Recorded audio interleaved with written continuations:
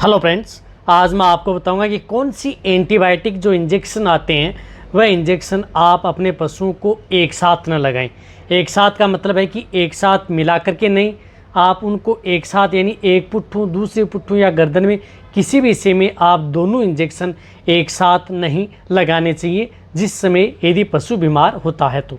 क्योंकि मेरे पास बहुत इस तरह के कमेंट्स आ रहे थे, जो जितने नए वेटरनरी असिस्टेंट हैं उन्हें बहुत ज़्यादा इच्छुक रहते हैं इस तरह के जानकारी लेने के लिए कि कौन से ऐसे इंजेक्शन हैं जो पशुओं को नहीं लगाने चाहिए। और आज की वीडियो के अंतर्गत इन इंजेक्शनों के बारे में आपको बताया जाएगा। बहुत ही प्रॉपर नॉलेज होगा ताकि आप यदि कहीं पर भी यदि फील्ड में यदि आप कोई भी इंजेक्शन यदि प्रयोग करते हैं तो सावधानी तौर पर आप प्रयोग करें।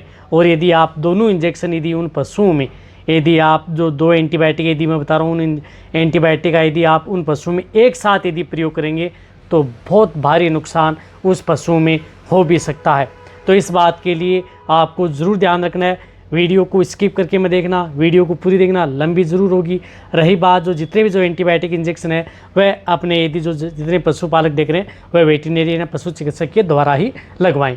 देखो, सबसे पहले तो मैं बताना चाहता हूं कि जो एंटीबायोटिक होती है ब्रॉड स्पेक्ट्रम एंटीबायोटिक, जो gram positive and gram negative दोनों बैक्टीरियाओं पर यदि काम करती है, दोनों बैक्टीरियाओं को यदि किल करती है, बैक्टीरियोसिडल है बैक्टीरियोस्टैटिक है, दोनों कंडीशन में यदि जो एंटीबायोटिक होती हैं वह यदि एंटीबायोटिक यदि आप उस पशु को लगा रहे हैं, उसी के साथ दूसरी एंटीबायोटिक यदि आप ब्रॉड स्पेक्ट्रम यदि उस पशु को लगा रहे हैं तो उस बात का आपको बहुत ज़रूर ध्यान रखना चाहिए, वरना पशुओं में नुकसान होता है। उदाहरण के तौर पर मैं आपको बताऊं, जिस प्रकार से नॉर्मल एंटीबायोटिक्स जो सभी जानते हैं, ऑक्सी टेट्रासाइक्लिन एंटीबायोटिक, जिस प्रकार से ऑक्सी के बारे में तो आप सभी जानते हैं, ये ऑक्सी टेट्रासाइक्लिन एंटीबायोटिक होती है, ब्रॉड स्पेक्ट्रम एंटीबायोटिक होती है। जब ये एंटीबायोटिक यदि आप उस पशु को लगाते हैं उस बीमारी के दौरान, तो आप उस स्थिति के दौरान कभी भी आप जो एंड्रोफ्लोक्सासिन एंटीबायोटिक आती है, जिस प्रकार से एंड्रोफ्लोक्सासिन एंटीबायोटिक है, ये एंटीबायोटिक उस पशु को नहीं लगानी चाहिए। यदि आप ऑक्सी लगा रहे हैं तो सिर्फ ऑक्सी ही लगाएं। यदि आप एंड्रोफ्लोक्सासिन एंटीबायोटिक यदि आप लगवा रहे हैं तो एंड्रोफ्लोक्सासिन एंटीबायोटिक ही लगाएं, यानी दोनों में से कोई एक एंटीबायोटिक ही इंजेक्शन आप उस पशुओं में एक साथ प्रयोग कर सकते हैं जब यदि पशु बीमार होता है। यदि आप दोनों इंजेक्शन यदि आप उस पशु को एक साथ लगा देते हैं, ये दोनों ब्रॉड स्पेक्ट्रम एंटीबायोटिक होती हैं, लगा देते हैं, तो इससे आपके पशु में सबसे ज़्यादा साइड इफेक्ट पड़ता है।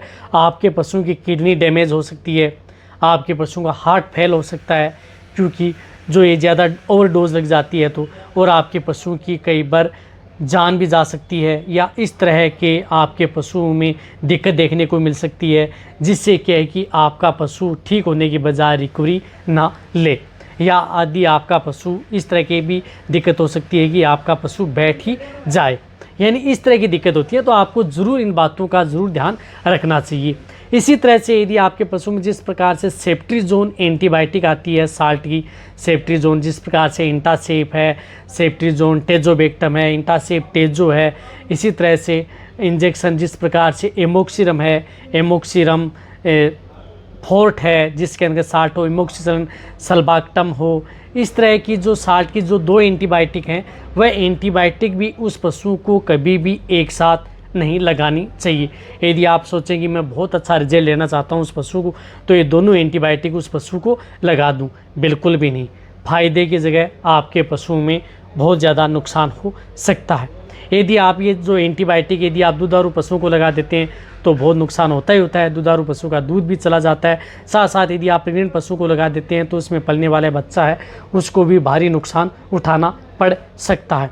तो इस तरह की जो एंटीबायोटिक आती हैं, इसी प्रकार से सिपोक्सिम जो सेफ्टिजोक्सिम साल्ट की एंटीबायोटिक आती है, वह एंटीबायोटिक भी आप कभी भी जो दूसरी एंटीबायोटिक इंजेक्शन आते हैं जिस प्रकार से सेफ्ट्रीजोन, सल्बाक्टम, टेजोबेक्टम, एमोक्सिरम, सल्बाक्टम, या उन इंजेक्शनों के साथ कभी भी आप इन एंटीबायोटिक इंजेक्शन का प्रयोग भूलकर भी उन पशुओं में नहीं करना चाहिए यदि आपको उन पशुओं को यदि बचाना है तो।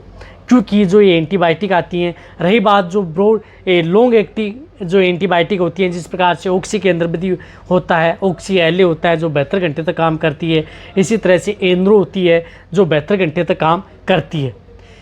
उन एंटीबायोटिक के बीच में भी आपको कभी भी जो दूसरी एंटीबायोटिक है, ब्रॉड स्पेक्ट्रम एंटीबायोटिक इंजेक्शनों का प्रयोग नहीं करना चाहिए।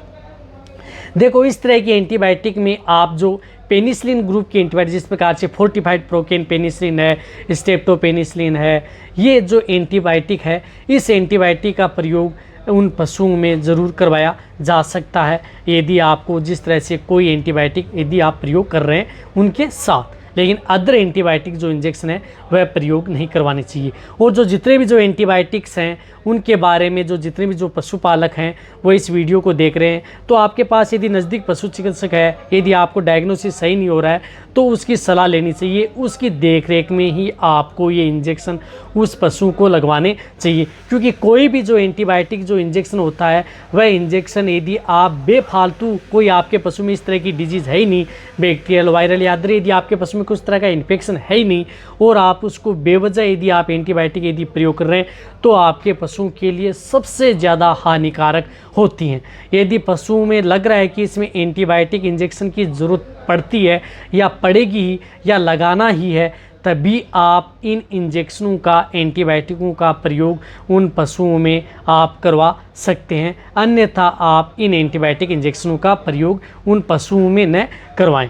देखो, ये जो 2-4 जो आपको मैंने एंटीबायोटिक बताई हैं, ये एंटीबायोटिक क्या होती हैं कि आपको डेली रूटीन के अंतर्गत जो प्रैक्टिशनर हैं उनको यूज़ में ली जाती हैं। और जो बहुत कम जो एंटीबायोटिक आती हैं, जो साल्ट की बहुत कम एंटीबायोटिक आती हैं, वह यदि आप जिस प्रकार से क्लोरफेनिकोल या अदर जो एंटीबायोटिक हैं जो बहुत रेयर केसों के अंतर्गत प्रयोग की जाती हैं, तो उन एंटीबायोटिकों के साथ भी आप तो बिल्कुल भी प्रयोग नहीं कर सकते, क्योंकि वो शेड्यूल H1 ड्रग्स होती हैं। उनका तो बहुत कम प्रयोग फील्ड के अंदर किया जाता है। बहुत ही ज़्यादा यदि पशुओं की स्थिति खराब हो जाती है तो उस स्थिति के दौरान जो अदर जो एंटीबायोटिक आती हैं उनका प्रयोग किया जाता है।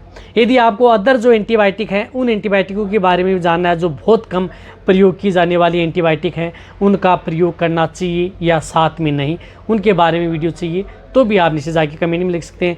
रही बात आप इस तरह के कमेंट्स आते हैं कि सर कौन से जो इंजेक्शन है वो एक साथ मिला करके लगाने चाहिए या नहीं लगाने चाहिए, तो उनके बारे में मेरे चैनल पर डिटेल से वीडियो बनी हुई है। उनकी वीडियो देखनी है तो आप जो इसमें प्ले लिस्ट में जाकर के vet injection, vet veterinary injection के बारे में लिस्ट में जाकर के आप देख सकते हैं।